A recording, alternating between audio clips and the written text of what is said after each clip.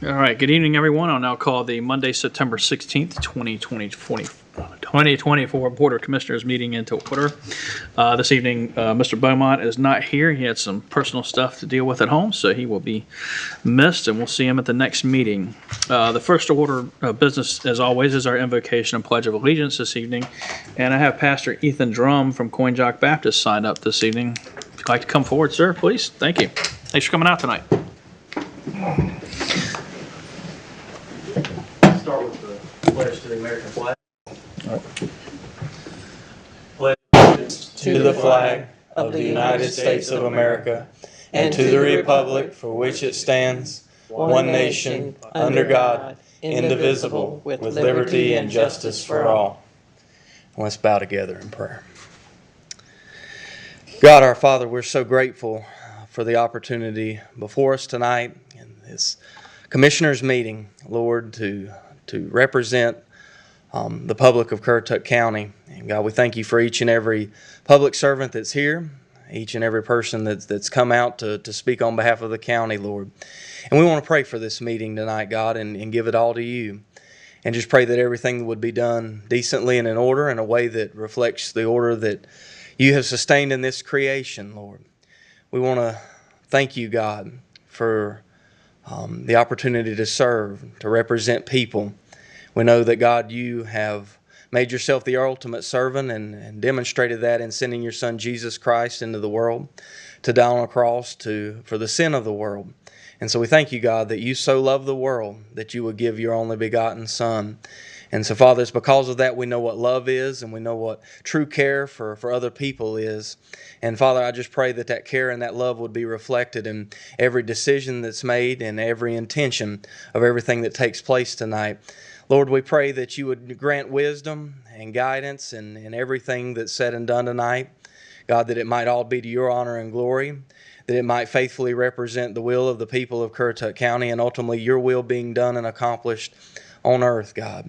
So we give to you every heart, mind, thought, and intention of our hearts tonight to bring you honor and glory in all that we say and all that we do. And this in the name of your Son, Jesus, we ask and pray for your help and ask all these things. Amen. Amen. Amen. Thank you. All right. Next up this evening is our Ethics, Awareness, and Conflict of Interest reminder from our County Attorney. Pursuant to GS 153A-44, a commissioner has a duty to vote on matters coming before the board, but may be excused from voting on issues involving the commissioner's own financial interest, official conduct, or on matters on which the commissioner is prohibited from voting under GS 14-234 or 160D-109. In accordance with Chapter 2, Division 3 of the Currituck County Code of Ordinances, it is the duty of every commissioner to avoid both conflicts of interest and appearances of conflict. Does any commissioner have any known conflict of interest or appearance of conflict with respect to any matters coming before the Board of Commissioners in this meeting? If so, please identify the conflict or appearance of conflict. Kevin, you cut anybody's grass this meeting? No, nothing. Okay. Not that I'm aware of. All right. Thank you, sir. All right. Thank you, Ms. Megan. All right. Next up is the approval of the agenda. Are there any changes tonight? I don't think there is. Can I have a motion for approval, please? So moved. Thank you. Second to Mr. Mike. All in favor? Aye. Any opposed? All right. Next up is public comment. As always, the public is invited to come to any commissioner meeting and speak about any matter that they want to, except for quasi-judicial. And you have 3 minutes to address the Board of Commissioners.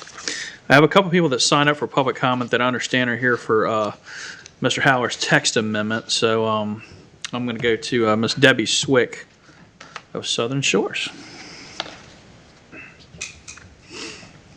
Good evening, ma'am. Good evening, Commissioners. I am Debbie Swick, founder of Band Balloon Releases, NC. I have lived in North Carolina for 4 years. 1 year and 9 months of that I have dedicated to the helium band balloon release. I have dedicated my time here thus far to make North Carolina a better place for all of its inhabitants. I do so for a love of the state and for its people. I live to serve with no political aspirations. I have heard from this board that there is a concern of neighbors having to report on neighbors when there is a balloon release to occur. Is it not how we acquire reports on danger afflicted to our beautiful wild horses of Kerala, or to danger of illegal fireworks or beach fires or vandalism or harm to our sea turtles? If we can rely on good and decent citizens for these things, then why can't we believe that we would be correct in assuming people would report balloon releases? I have also heard a concern about enforcement and the strain on an overworked police force.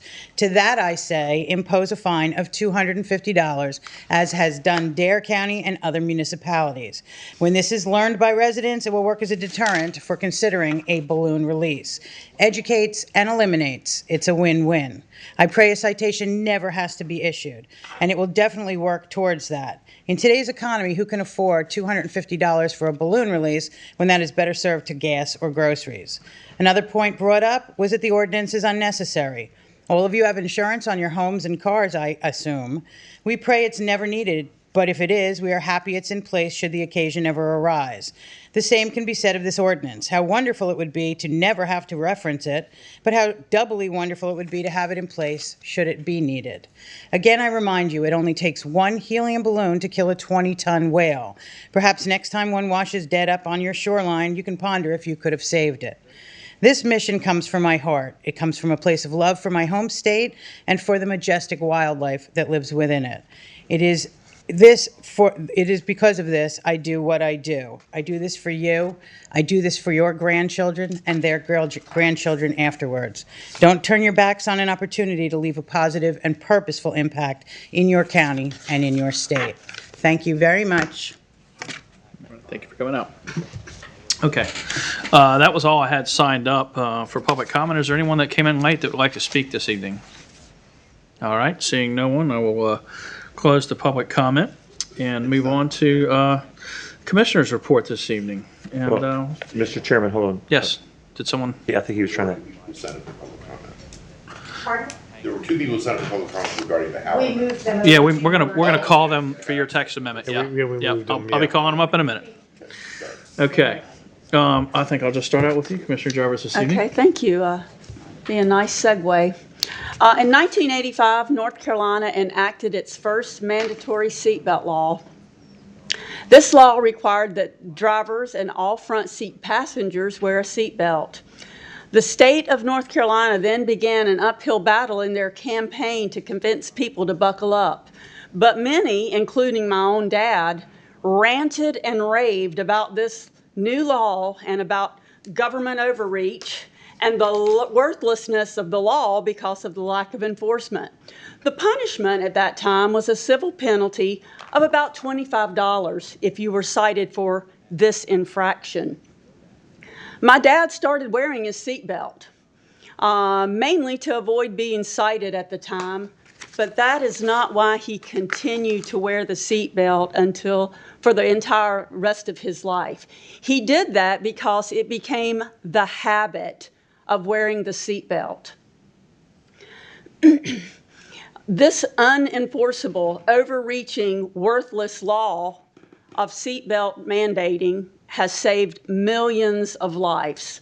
And it's my hope that the next board that we seat will see this mandatory ban on intentional balloon releases as the same kind of step. That small step can save millions of wildlife and marine life, and it is my hope that we will revisit that law and pass it so the habit of how we celebrate is no longer releasing balloons into the environment. Okay, and secondly, I want to talk about the JCPC meeting. That's the Juvenile Crime Prevention meeting that met for the first time this school year. One of the members of the JCPC is Billy Caudle, who works with the Extension and the Restitution Program, and he reported on the success of that program using the county's honeybee population and colonies to help not only the at-risk youth meet their restitution hours, but to help members of our community to start and help these honeybee colonies thrive. It is a great service that the county provides to our citizens, and it helps those at-risk youth as well.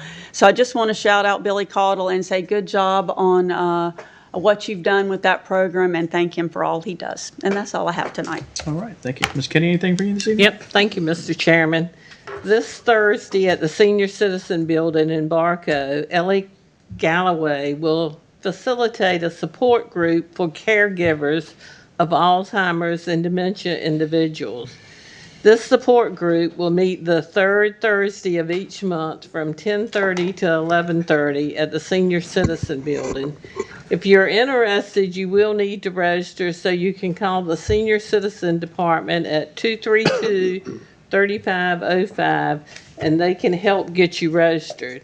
Our thanks to Ms. Galloway for facilitating this needed support group in Currituck County. Also, do you have any questions about election and ballot security? I think it's on everybody's mind now. Well, the North Carolina Trusted Election Tour is coming to Elizabeth City on September the 18th and Manio on September the 19th. And they'll be answering any questions that you might have about elections. And you can visit the website at www.nctrustedelections.org. And last but not least, ho, ho, ho, Christmas and Operation Santa are right around the corner. And I'd like to motion to modify the county's dress code again this year to allow employees to wear blue jeans on Friday from September the 27th to the 13th.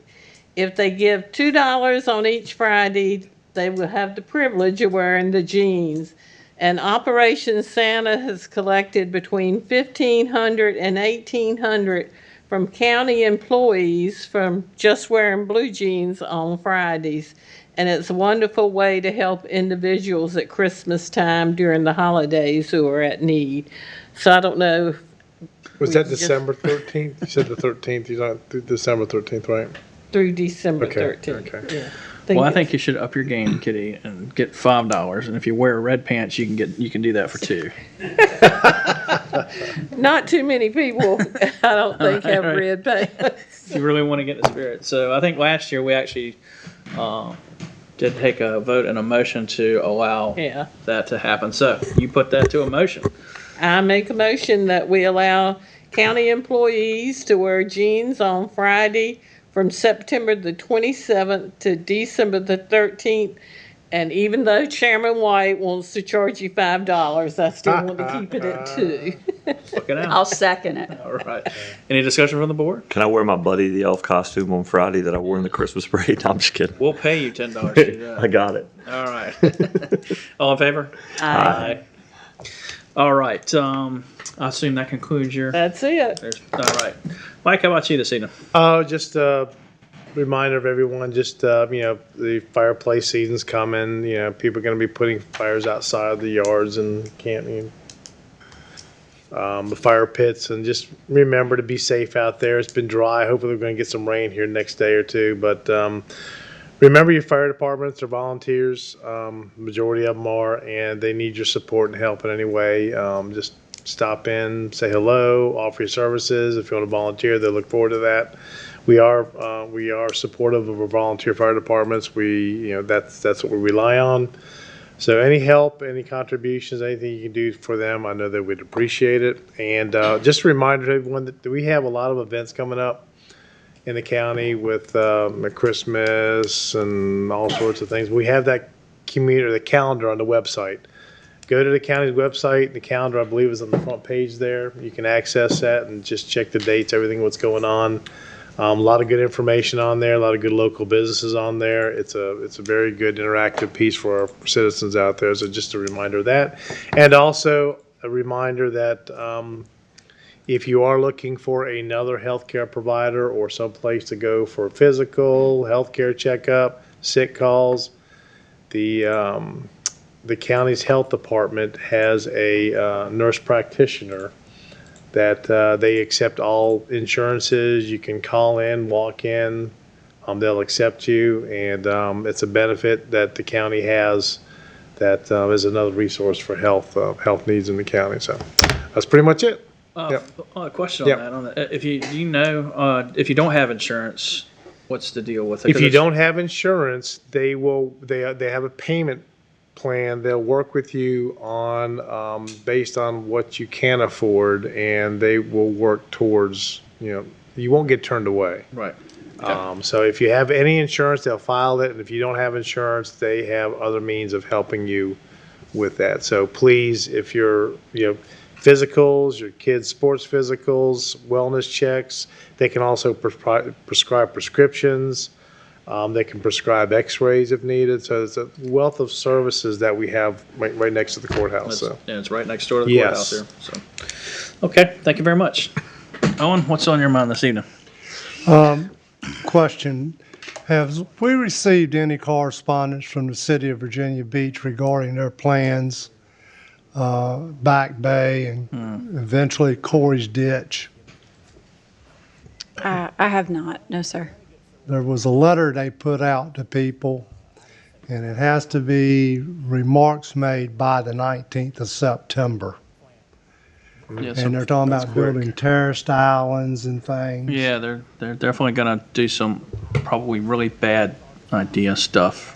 And we need to oppose any closure of Corey's Ditch, and this board is on record Yeah, yeah. in support of that. Well, they're doing a study on that right now to look at whether or not DOT is actually.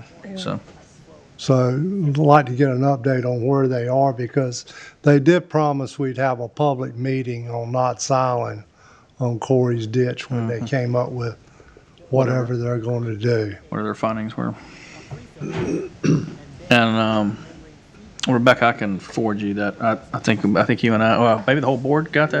Yeah, I think we all But it got it. didn't. Yeah, we got an email from a copy of the letter. I'll shoot that to you. Okay. Thank you, sir. Yes, sir. Kevin? I'm just going to touch on the balloon ban and touch on the seatbelt thing. I'm not against the balloon ban, but the enforcement is the main issue. Google Senate Bill 300.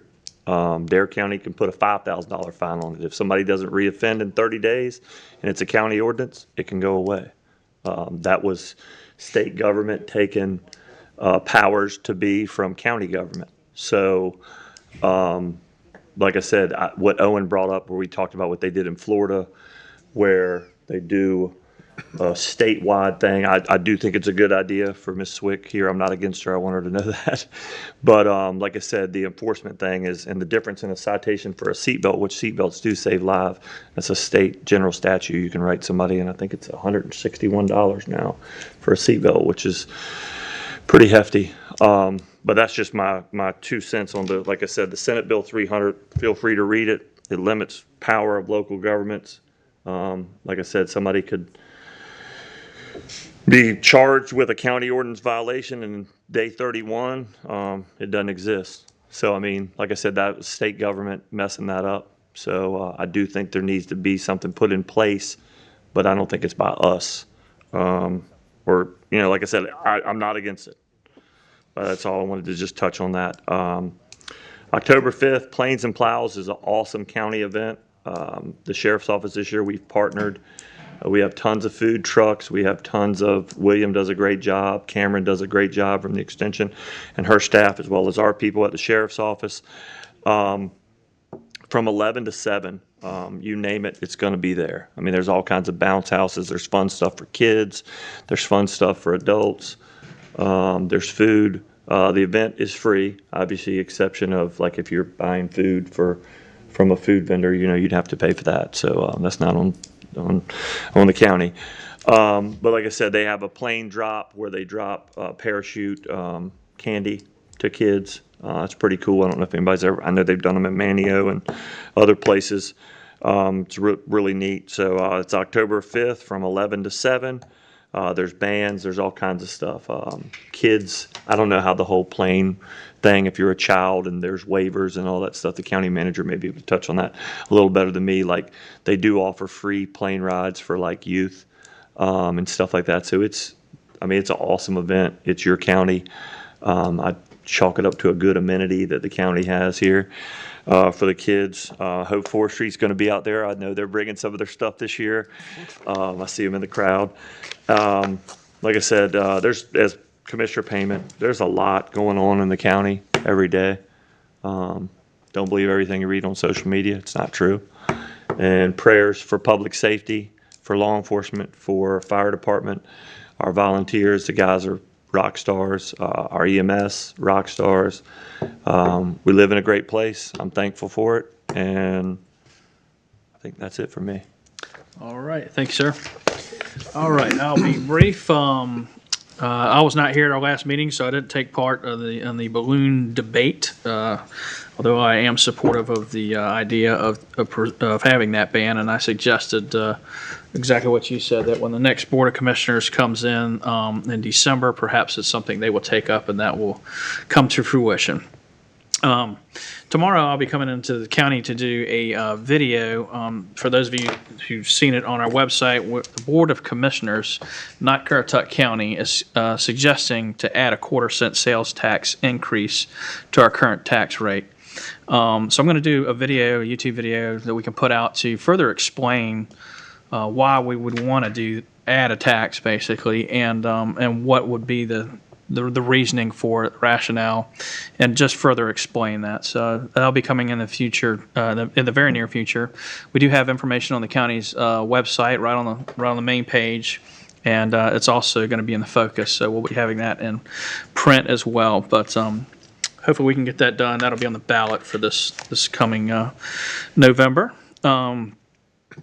That's it. Paul's not going to be here, Blue Van. I just was looking through emails for that email for you, Rebecca, and I didn't find it, but I did see one about beach nourishment, and you had sent an email to us recently, I guess probably been a month now or better, about beach nourishment. I would suggest that we probably need to get together if we don't have anything going next meeting, maybe a pre-work session before the meeting, and let's get you some answers that you need and get moving forward on that so it doesn't fall by the wayside. All right, that's it for me this evening. How about from you, Ms. Rebecca? Sure.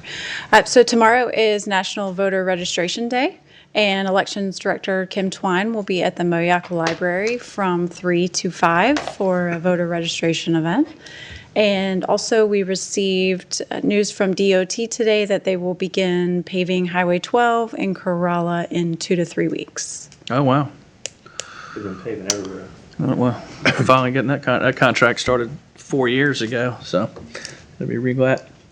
All right, good news. Thank you. Ms. Morgan, anything from you this evening? No report. All right, thank you. All right, next up, we have an administrative reports. Item 1 is the Board of Elections. The I Voted sticker design contest winner. Good evening. Come on up. Let me get a few things set up here. Okay, take your time. Was it you, Owen? Did Owen win? 0-1. I don't know if he did or not. Give him his crown set. We have a whole presentation.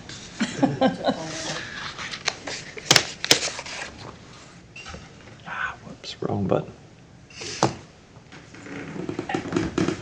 State general statute. Nice.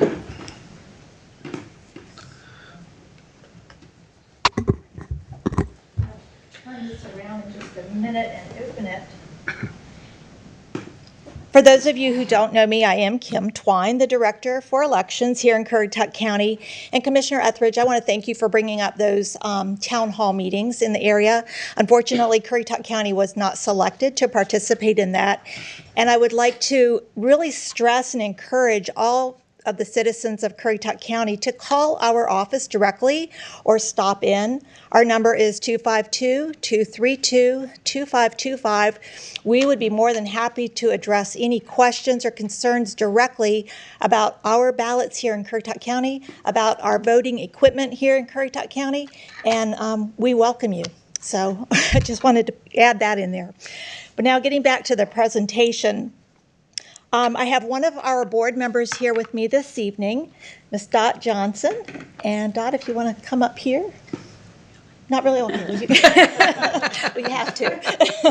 I need your support. And I'd like to thank all of you for giving us the opportunity to acknowledge the winner of Currituck County's very first I Voted Sticker Contest winner here at tonight's meeting. The contest was open to Currituck County students age 18 and under, and they were invited to submit a design for the contest. They were given a template to use for their design, along with a few do's and don'ts. They were given instructions of how to submit their entry, and the only major requirement was that they include the phrase, I voted. I want to give a quick shout out to members of our IT department for getting that all up on our website and making it work, because it was a last-minute task there.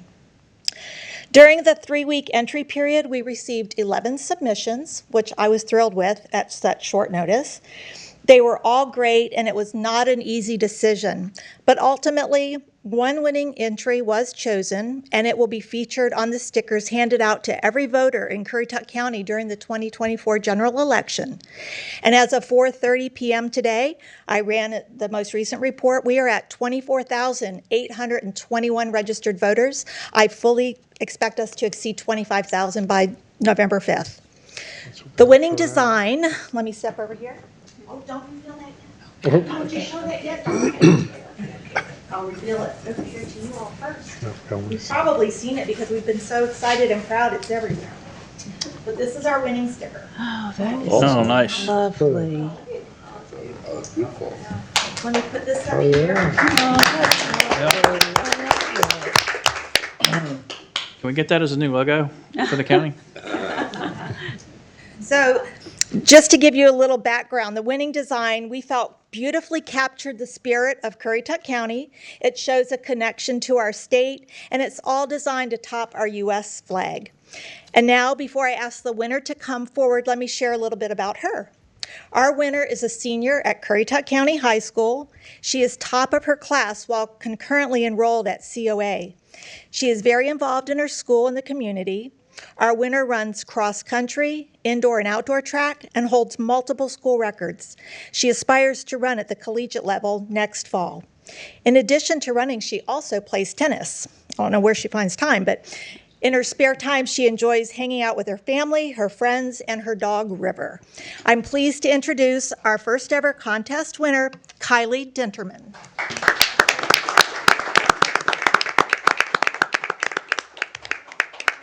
Parents are also here with us tonight, and we'll have them come up with everybody Perfect. to Yep. take a picture shortly. But Kylie, we want to present you first with this certificate of appreciation. Yeah. And also, we have a photo that we've matted and framed of the sticker, along with the first actual sticker. You get to receive that. All right.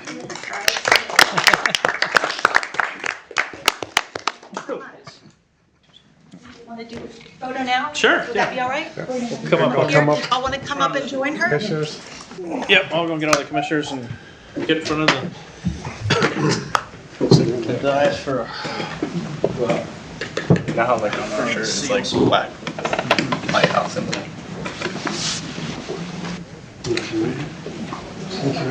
You get up there, I'll take the picture.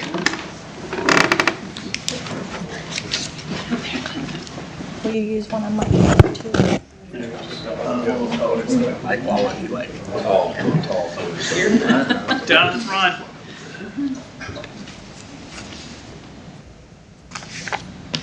I can also make them glamour shots. Oh, yeah. She'll Photoshop it. Let me get right out there.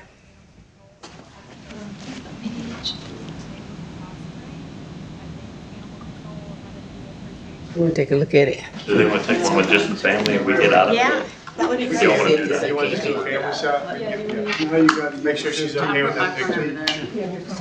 We'll get out of the way. Did they need another one? They would just get a family one. Okay, I want to make sure she was good with ours. She was looking at us strange. And I'll email this over to you. Okay.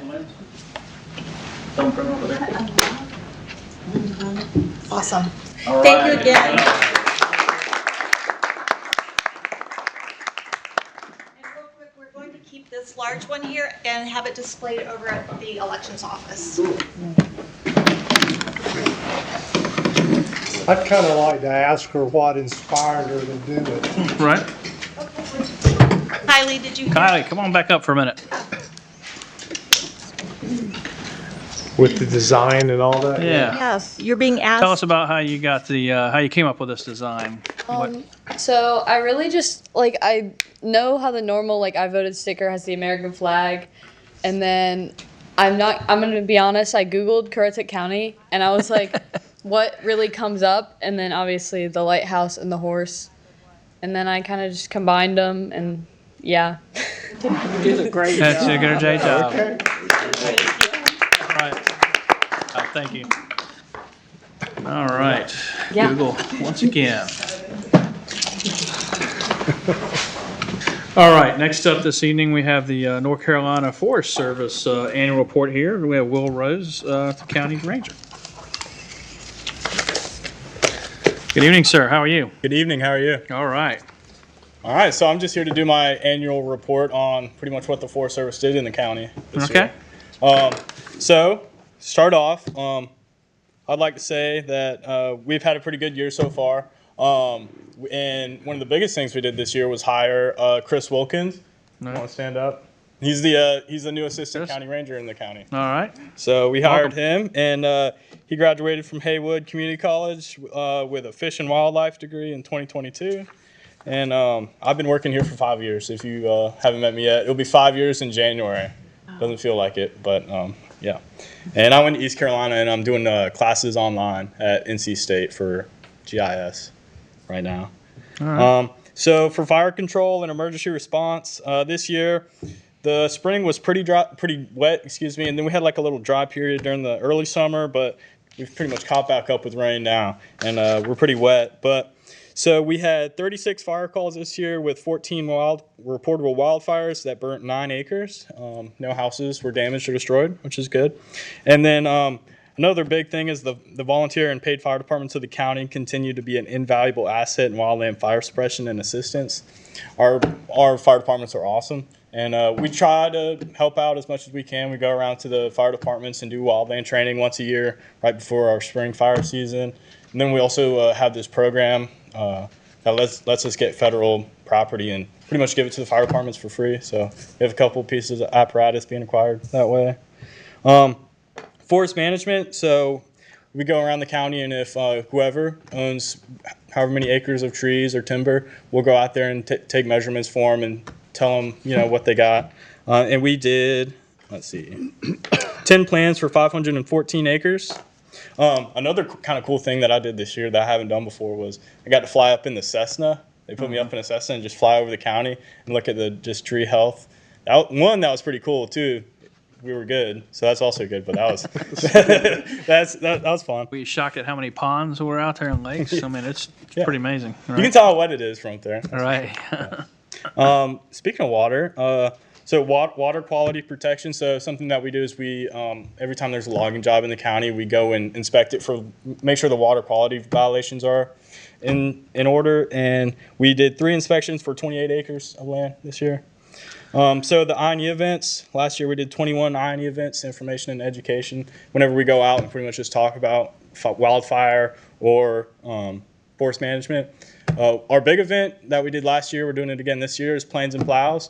It's an awesome event. I think it's one of the more fun events in the county. It's our biggest showing as far as the Forest Service, but we're going to bring some planes and some dozers, or a dozer again, and do a demonstration drop with our air tractor around noon or 1 o'clock like we did last year. So like the crop dusters, those are air tractor 602s, and we have 2 802s, just a little bit bigger.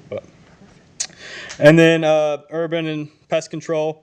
So if anybody has any questions about their trees for urban use, we'll go out there and look at them for insects and disease. We did that 7 times last year.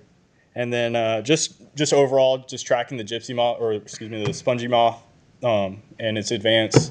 As you may know, Currituck County's been on quarantine from the spongy moth since the 70s or 80s. It's the only county in North Carolina with that. So we're just making sure that the spongy moth isn't traveling into the county. So I don't directly work with them, but the North Carolina Department of Agriculture has a pesticide division. They're the guys that do the spraying for gypsy moth.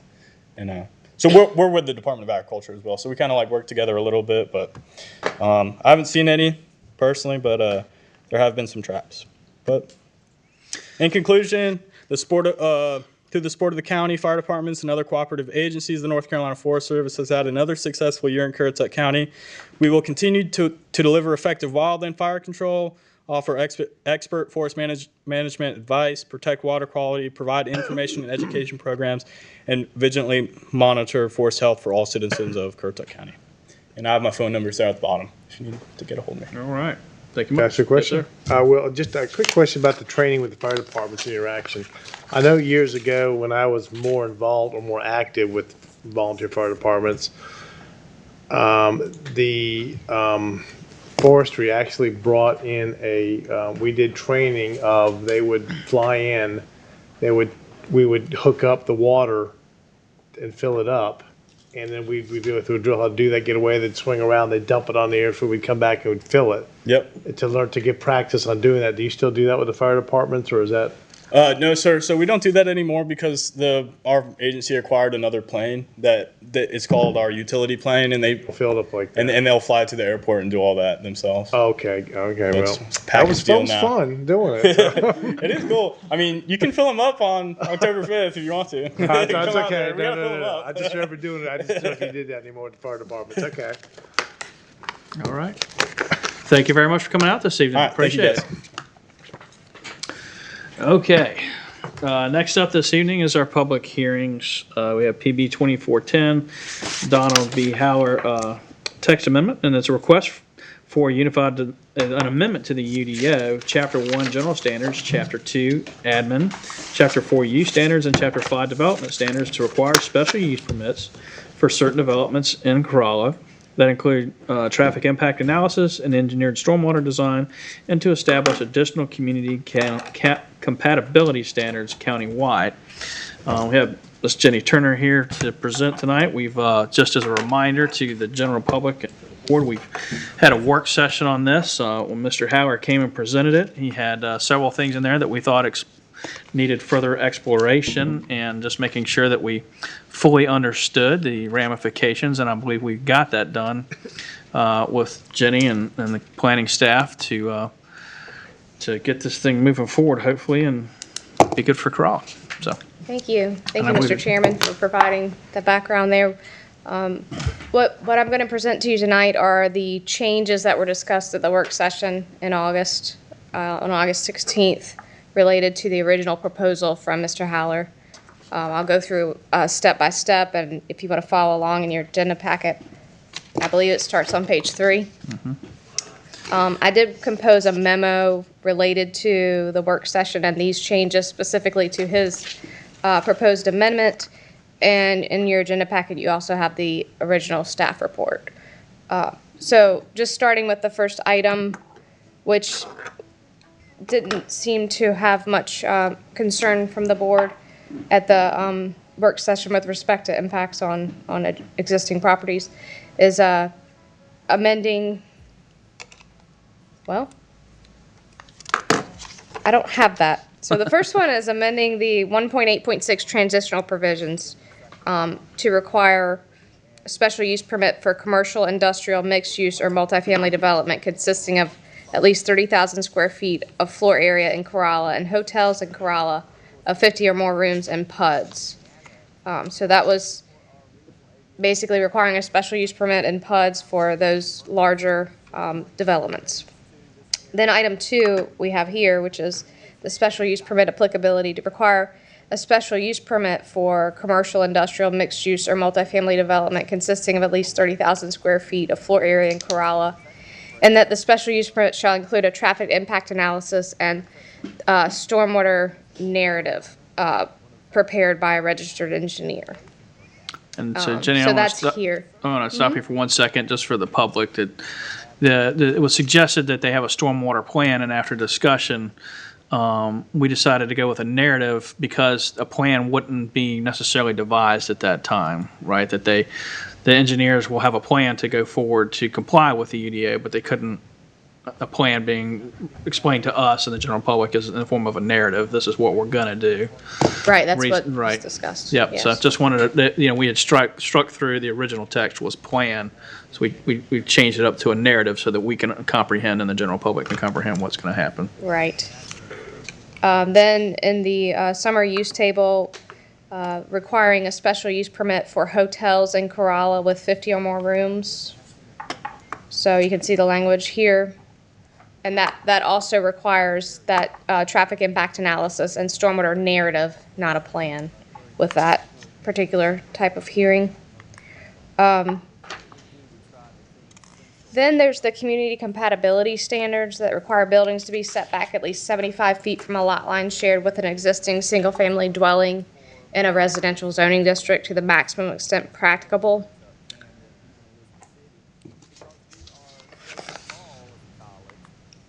And lastly, in the building height section of the community compatibility standards was to require buildings to maintain a maximum height of 2 stories and 35 feet within 100 feet of a lot line share with an existing single-family detached dwelling. So those were the 6 changes proposed. And in this particular provision, Mr. Haller was proposing to reduce the height to 30 feet, and the board at the work session discussed leaving that at 35. 35. But I think the key thing is we've changed the setback from basically next to nothing to 75 feet or 100 feet. And in either case, you still are limited to a 2-story structure or residence rather than a 3-story residence. However, the height can Within 100 feet. vary. Right, within 100 feet. Right. So after 100 feet, they can come up to a full 3-story unit if they so desire. Okay.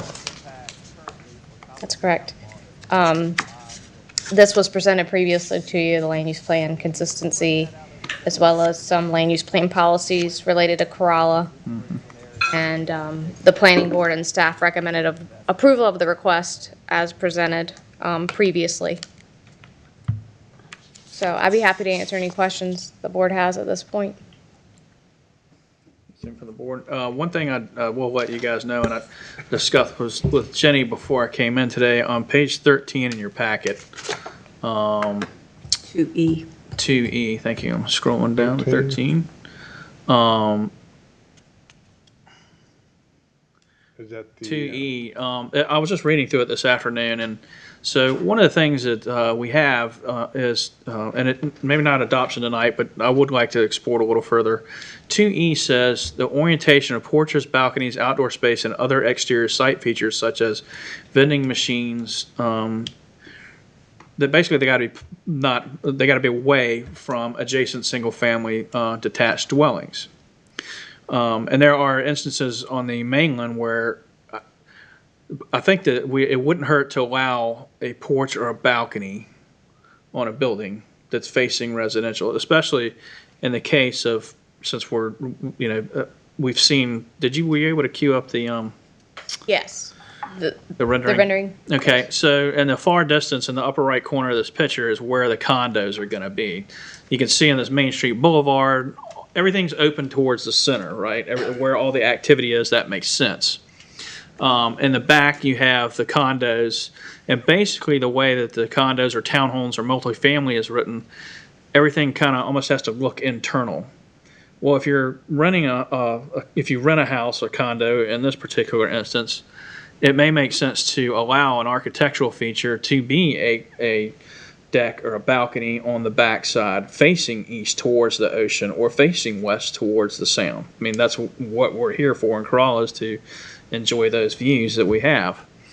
So if I had talked to Jenny about maybe changing an architectural standard to allow for 50% of them to have balconies, so every other unit or something like that could have, and it would break up the facade as well. Otherwise, in this particular project, that back wall on the east side is just that. It's a back wall with windows, and that's it.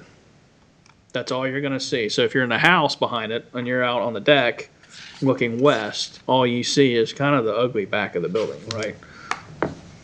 More or less. So it's just something that I caught today, and I think maybe we should possibly explore that as a change. And those 2-story buildings would have to be, they couldn't be any closer than 75 feet then, correct? Right. They're still stuck at the 75 feet. So a balcony in the back would not impose any intrusion into properties with pools or anything, right?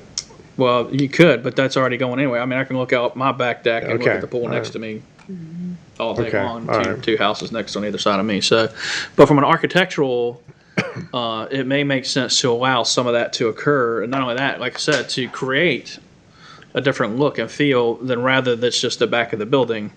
And, like, I hate to pick on Sam Miller, but Sam Miller's new townhomes up there in Moyock, the inside looks nice, right? Where you point your driveway, in the back is nothing but a vinyl wall with some fences. And that's a prime example of, not having something that's a completed product that really looks finished, really looks finished, I guess. It's just kind of like, here's this tan wall.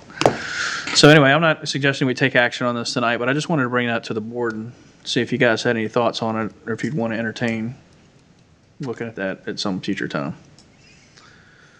I mean, If it yeah, I was mean, a that's, yeah, we can look, we can bring up some renderings and maybe some discussions and see, If it was- sizes and how they would look, huh? Go ahead, go ahead. No, I was just gonna say, yeah, I mean, we could probably have a quick little work session and maybe just give us an idea what you're thinking, what the thoughts are, and maybe some Yeah, sizes yep. and.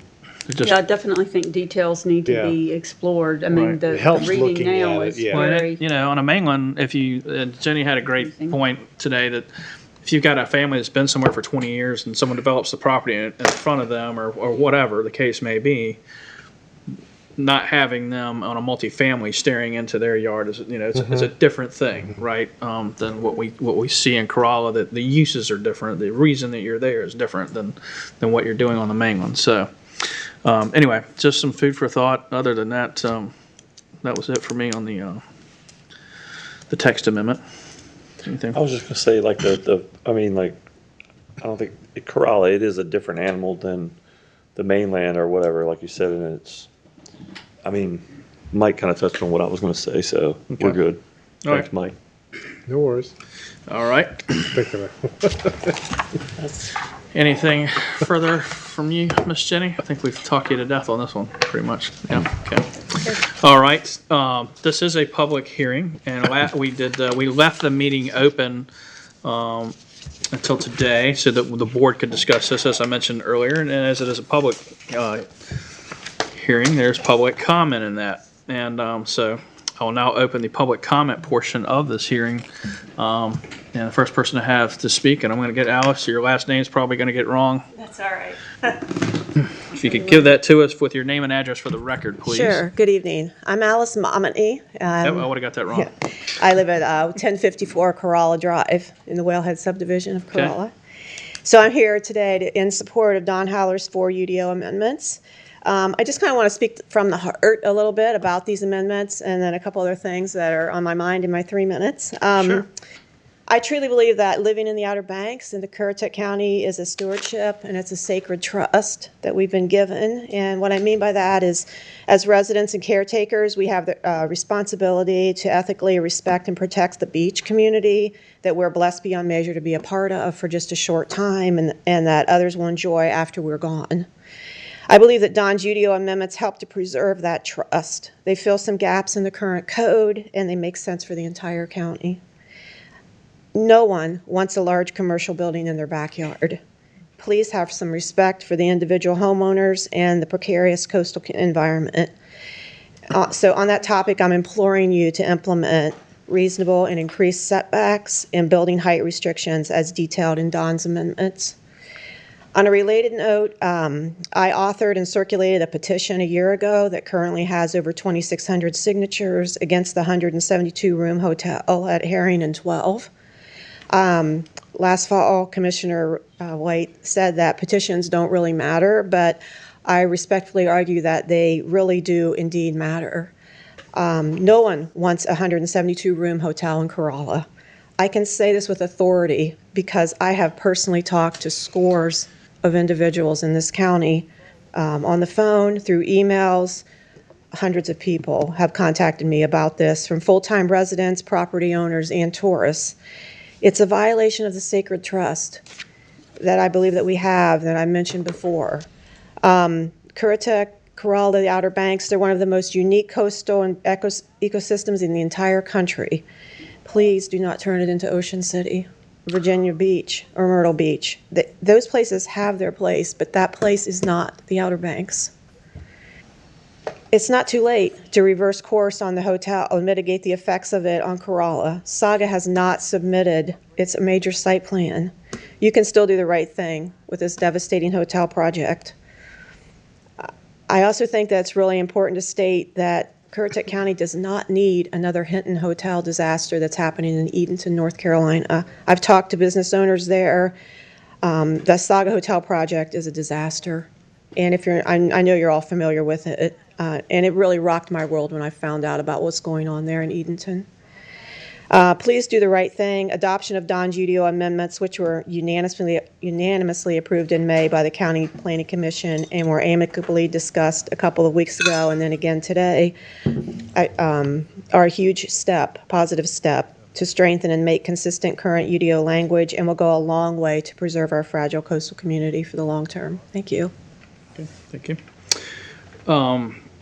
Next up, I have Skip Lane.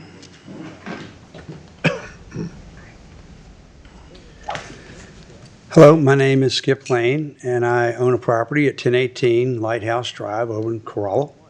And I've been coming to the Outer Banks now for probably over 30 years.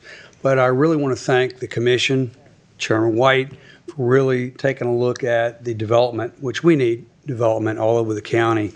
And I want to especially thank Jenny Turner and her entire department who put in countless hours of detailed work on all of the development issues around the county, not only in Corolla. But I'm here tonight to really support Don Howler's amendments because I think they're going to help the entire county for future development and to align with the county's 2040 vision plan. We all want growth in the county, but I encourage the county to really look at controlled growth, okay, and be very, very cautious of what we do for high-density developments, the one that Al spoke about, and there are many others throughout the county. So I think that the citizens, the guests, the property owners, and everyone that visit Currituck County, Corolla, they come for special reasons. They don't come for a body every 3 feet on the beach, right? And the density really has to be cautiously looked at. So I encourage the Board of Commissioners and everyone in the county to take heart. Because as Alice said, no one wants a 172-room hotel conference center abutting their pool in their backyard and their single-family home. And it does affect the rent that they can get from the home. It does affect the ambiance, et cetera. But I believe these UDO changes are going to really benefit the entire county. And Don Howler has spent countless days and weeks on this and has given tremendous thought. He's also a friend and a neighbor of mine over in Wellhead. So I strongly encourage the commission to take a really close look at this because we could be setting precedent for literally decades to come. And I'm all about pro-growth because that's how the county grows. That's how the county brings in more revenue. And revenue dollars are absolutely imperative to the county to grow and expand its infrastructure, which many years down the road, we're going to have to look at infrastructure. So these changes that Don is proposing absolutely help all of that and help all of our tax rates for the future. So I'm in 150% support of what Don has done. I encourage all of you to take a hard look at it and approve Don's changes. And I want to thank all of you once again for all your hard work and support and diligence. It means a whole lot to the entire community. Thank you. All right, thank you. All right, didn't have anyone else signed up this evening. Mr. Howard, did you want to speak again to the board or address the board? Only a couple minutes. Come on up. Okay. I will be very brief. I will not recite all the public policies in the Vision 2040 plan that I believe support these proposals. All right. First of all, I do want to sincerely thank you for your public service and the time and careful consideration you've given to these amendments. I listened to the video of the August 19th working meeting, and I didn't catch that Jenny mentioned this, but I informed her that I accepted those changes. I accepted the reasoning of the changes. I particularly remember, Bob, your comment about keeping the 35 feet height for very good reasons, and I accepted the change from the plan to a narrative with regard to the engineering design. And I remember Mr. Beaumont commenting about how a full-fledged plan could cost like $150,000 at this early stage. So I accepted those changes. So my proposals have been amended to reflect those changes. Okay, very good. So all I want to do is just urge you to vote in favor of the changes. As I had said before, I believe they give you the authority and the information that you need to make more fully informed public policy decisions for the future of the county of which you are the elected stewards. And I thank you very much, and I hope you vote in favor of the changes. Thanks. Thank you, sir. Okay. Looks like that's the rest of the room, so I'm going to guess there's no one else to speak this evening. Public comment, so I'll close the public comment portion. And I do want to make a few comments in response to some of the things that were said. We are a far cry from Ocean City, Maryland. Nags Head, Kitty Hawk, Coachella Hills, or anything else. There was a lot of thought actually that went into the design of Corolla in the 60s and 70s, and Owen was, around then He in was planning there. board. The one thing that I think is important for people to understand is if Saga wants to build this hotel, they can build this hotel by right. This is not going to affect the hotel.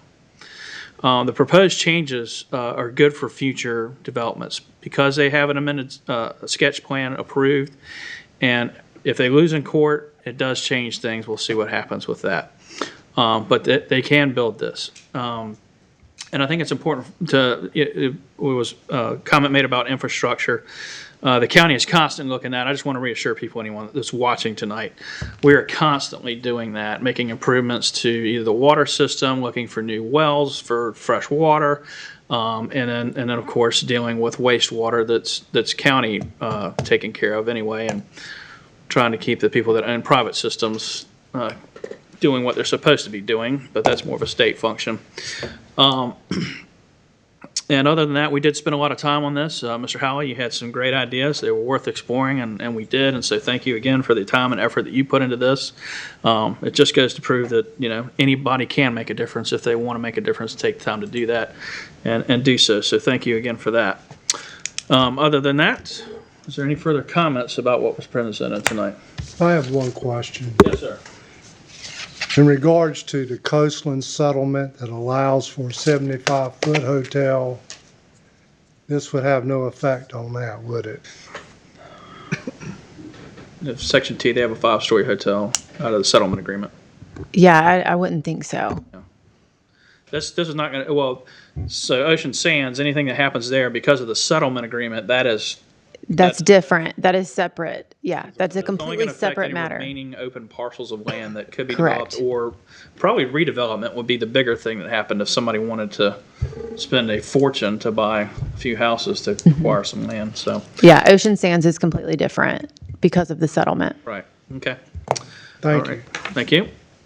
All right, well, since this is my neck of the woods, I'll like to make a motion for this then.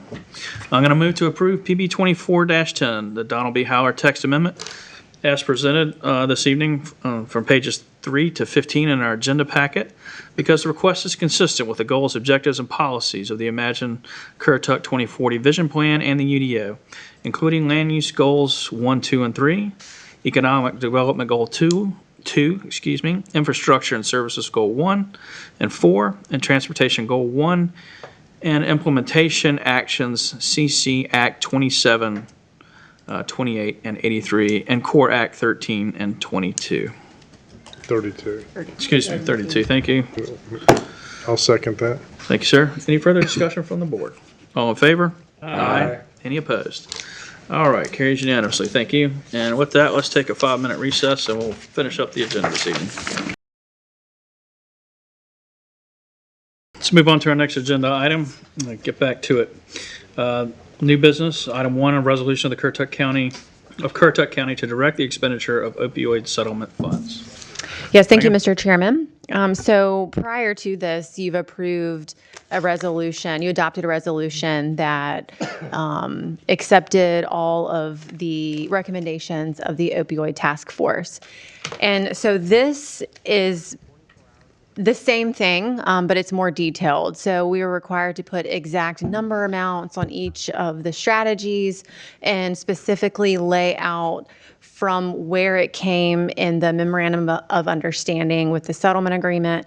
So this shows each strategy that you all would like to adopt. Number 1 is the full-time program coordinator.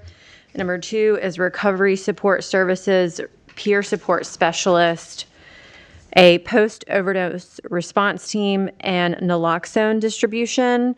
I did take off, there was early intervention strategies, which was on the first resolution. That was taken off because it wasn't specific enough. We got some guidance from the OSTAT, I think the OSTAT team. And so if that's something that the Opioid Advisory Board wants to do, we can certainly amend this at any time. But for purposes of right now and the deadline, we have these with specific dollar amounts and line item and all that good stuff. So this can be modified as needed. absolutely, yes, yes. Perfect. Because things change, the money amounts change. There's going to be possible additional more monies as well. There correct? is, yes, and this goes through basically the fiscal year. So we're going to have to change it, each time, every year, yes. And we can change it throughout, even before the fiscal year is up. And our opioid advisory board, we will be meeting the second Thursday of October at 9 o'clock here at the historic courthouse. It is open to the public, and it is very exciting that we're going to be able to move forward and really help facilitate this program and these strategies that we've laid out. So, Commissioner Jarvis, you said it's open to the public, those meetings, will they be, do you entertain any public comment of them, or are they just there to observe? They're just there to observe. It's like most advisory boards, there's not a public comment. Not planned at this time. I don't know if that's something that would happen in the future or not, but at this time, we're just planning to be an advisory board like many of the other ones that we have in the county. Okay. Mr. Chairman, I'd like to thank Commissioner Jarvis for all the hard work she's done on this, spearheading it and getting it rolling. It's taken a No, lot. she did all the work. I was voluntold that I was on it. You were. But she did, like Miss Kitty says, she did a lot of work. And there was the people on the board and the people that were selected for the Denise Corey, I don't know how many hours. for the advisory board. There's some solid people that put a lot of had some good experience of, this affects everyone, tons of families. I mean, it's just not, so I mean, there was some very, very good input, and Commissioner Jarvis did a really, really good job in selecting people as well as having people come in and speak and different stuff. And so, like I said, good. She came back from a meeting and got it Bam, done. One of those meetings. 2 years later. Right. Yeah, but it was a lot. It was a lot to it. You did a good job. Yep. Very much so. All right. Well, is there any further questions or comments about this? Selena, I know you want to make a motion on this one. I would like to make a motion to adopt the resolution. Second. Thank you. All in favor? Aye. Any opposed? Better not be. All right. Next up is the consent agenda. Is there anything in the consent agenda that raised any eyebrows or questions, comments, concerns? All right. Can I have a motion for Motion for approval? approval of the consent agenda. Thank you. Second. Second. All in favor? Aye. All right. At this time, I'll recess the regular meeting of the Board of Commissioners and open a special meeting of the Tourism Development Authority for TDA budgets. Anybody have any questions about the budget amendments for the Tourism Development Authority? All right. Not that I will make a motion to approve the budget amendments that are presented in the packet. Zach, Selena's got it. Thank Selena's you. got it. All in favor? Aye. Any opposed? All right. At this time, can I have a motion to adjourn the special meeting of the TDA? So moved. Thank you. Can I have a second? Second. Thank you. All in favor? Aye.